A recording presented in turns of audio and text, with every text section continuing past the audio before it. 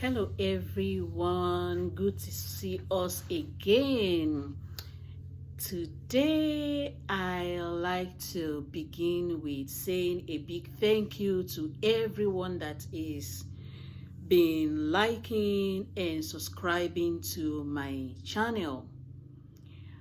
Today's topic is going to be about marriage in a strict Christian community.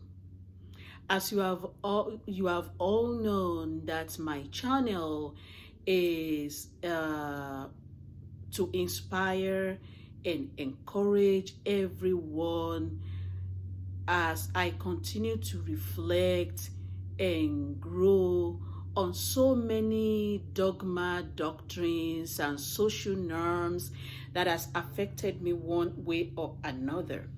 I come out to share these stories to inspire and encourage everyone that is going through similar situation that needs someone to relate with. And all of these stories are meant to help us create a better world, to help humanity. So today, quickly, I'm going to go to the story of today. Going back to my strict doctrines about marriage, I just want to briefly talk about how that shaped my family. I have shared with us that I got married in this strict community where when we find the man or the woman we want to marry, then we let the church know. I let you know this. I did not have a boyfriend for about 26 years. Because to be precise, 25 years. Because I remembered I was already dating at 26. But all through those period, there was no dating, no boyfriend. But guess what I found? In one of those years that I went to the camp meeting, as children we were walking and one of my friends said, "That's my boyfriend." And I think I was about 24, 23, 24 at that time. And in my head I was like, what did she just say? A pastor's child have a boyfriend? So all the stories, all the things they tell us, not to have boyfriend, not to have a girlfriend. These people have a way they know their children's boyfriend, because the girl told me that the parents are aware. They even know each other and they know that they are in a relationship. I scratch my head. I'm like, really? I couldn't conclude on that because it was in my mind. And as I continued to grow, all these were in my mind. So they know how to take care of their own kids and leaving the rest of the church members. You could see older people in the church not getting married. We have like older people. One is so close to my family that it took like, I don't even know the age she got married. She was really old. I think that is wrong. Telling people not to live their life the way they choose to. At least it's your life.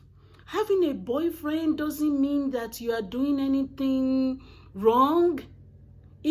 Boyfriend and girlfriend relationship is an avenue to know each other. And it goes on like that. So when I got married, going back to my own aspect of it, when I got married, it was kind of rough at the beginning because both of us were quiet, but I know what I want in this home. You know, I was raised by parents who did not marry from that church community. They married and then joined this church along the way, and raising us there, I have interrogated my parents to know how they got to meet each other. So I got married and I built my house the way I wanted it. And we started gradually without a TV. My husband did not have a TV. And then when we were at the honeymoon, he already booked a hotel for us for a week honeymoon. So we were gone for a week. Coming back from this honeymoon, he got his first transfer letter. So I became a weekend wife from a week after my marriage. So learning to navigate this was kind of challenging. So we had to agree on getting a TV. So he went to buy us a television, which was the first time that I would properly be on my own learning to watch TV. What was I watching? I really don't know how to watch TV. Even up to today, I really don't know how to watch TV. And we started building our home together.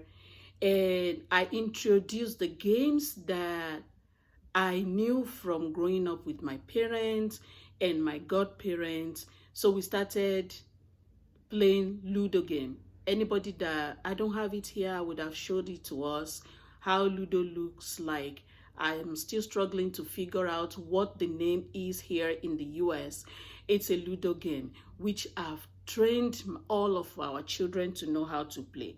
So we started playing this Ludo. It helped us to talk. It helps us to know each other more. So while playing this game, we talk, we eat our snacks. I make chin chin. I know, if you know, this is like a biscuit snack. I mix my dough and I make chin chin, and I know how to make a lot of good salads. So, excuse me, sometimes I make salad, we eat, and we have lots of fun, even though we are still in this street community. And coming from an African home, that I just love my family, my parents, how they do their thing. My dad come around my mom in the kitchen, they just talk and do all of those things, and I try to inculcate that into my family. So I will be talking to my husband, and my husband is not that typical African man, because African men don't help their wives to do chores or help them do things around the house. But no, my husband is that special man who was raised well. He helps me in the kitchen. He helps me with the children. He helped me read to the children. He helped me to change my kids' diaper. He helped me to back the children. He helped me to do barely everything. So I'm blessed to have a beautiful marriage. And this morning I've come to encourage everyone who is still in marriage or who is facing some challenges, that it is possible to have a beautiful home when you as a man or a woman know exactly what you want in your marriage, the good things you want in your marriage. Inculcate it into your marriage. And men, I will encourage us. Sometimes it will take us to let our ego down. My husband was boss, oga. Even sometimes when I want to tease him and I say, oga miniye, he doesn't like it. You will see his countenance will change. I knelt down for him one time. I will not forget this time. I think I did something wrong when we are still growing. My wedding is 24 years. I'm 24 years in this marriage, right? And I did something wrong. And as typical African wife, I knelt down to apologize. Immediately, he got up and please get up. That is too much. I can't handle this. That's my wife been kneeling down for me. Where are we taking ego to? Where are we taking the ego to? Where are we taking the ego to? The oga is oga at work, but at home is my husband.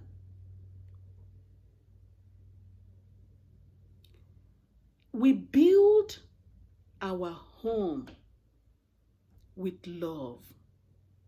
My husband speaks a different dialect that I don't understand at all. I try to learn it, but I can only speak this little here and there, which he really didn't even encourage me to speak, because he feels like, how can you learn this language to do what? I understand you, we speak English. I understand you, we speak Yoruba. Please don't stress yourself. That is how humble my husband is. That is how humble my husband is. I appreciate him for letting me be myself. So marriage is a union of two people. I have told us that having a boyfriend at the right time or appropriate time for you is not a bad thing. Having a girlfriend is not a bad thing. Even though I didn't grow up to have a boyfriend, and when I was feeling like the time is right for me, I was like conflicted. I didn't know which of these boys that I grew up with in the church will be my husband, because none of them was asking me out at 25. Then miraculously, my husband was transferred to serve in the town, in the state I live in. That was how he met me. And I choose not to involve the church because I knew, and I've heard from others, how church got involved with their relationship and it was messed up. How the church got involved in their relationship, and they never found the perfect choice for them. So I decided that when I found my man, I'm not letting the church know until I figure out for myself that this is who I want to live with. And that was the time I involved the church. When I was certain, when I was sure that this is my man, he has the quality that I want in my man, then I let the church know. And starting to build that home was not really pleasant. We had to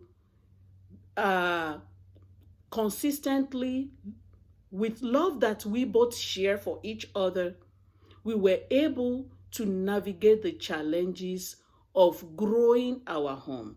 With love and respect, we were able to build on ourselves, on our love language, on what we want. If I want to let my husband do all the chores in the house, Shola got it. I know how to make him do it without even letting him feel. He won't feel anything. He won't feel anything. And I would not disrespect him. There's a way I would do it, and he will do it with all joy. He comes to the kitchen to help. With all joy, he comes to help with the children. With all joy, he takes up so many responsibilities around the house. When our parents don't interfere in our home, in our relationship, then we can thrive. Then we can succeed. I'm trying to squint and look at the time. So because I want to end this at 15 minutes. I've said a lot of things here, but I'm trying to summarize that marriage in a strict community can thrive if only you know what you want for yourself, which is what helped me and my husband to navigate our marriage.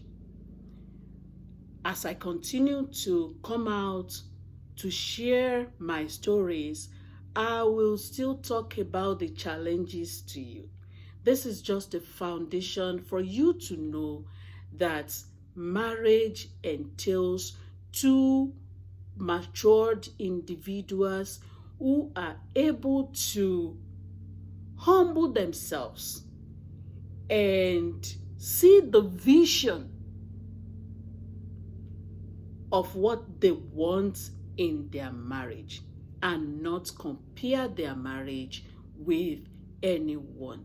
And also for church to know that it is wrong to be saying something to people in the church while you are doing something else within your own family. You tell us not to have boyfriend and your children can have boyfriend. That is not right. Preach only what you can do. Thank you all for watching this video. I'll see you all in my next episode. Be blessed.